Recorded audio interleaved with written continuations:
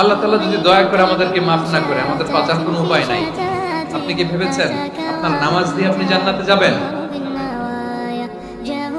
আপনি তাহাজ্জুদ গুজার, সিজদা দিতে দিতে কপালে দাগ ফেলেছেন, এটা আপনারা জান্নাতে নেবে না। আপনি এলাকার সবচেয়ে বড় হাতেম তাই দানশীল, এই দানের ভরসায় বসে আছেন। খুশিন কালো ভাব।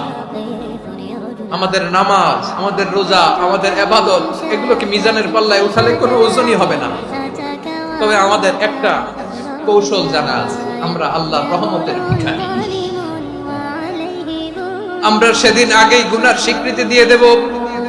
আমরা বলবো, আল্লাহ তুমি প্রশ্ন করার আগে তোমার একটা কথা বলি, আমারে কিছু জিজ্ঞেস করো না, আমি সব করেছি। এমন কোন পাপ নাই যে পাপ আমারে দিয়ে হয় নাই। তোমার রহমত দিয়ে তুমি জান্নাতে পাঠাবা।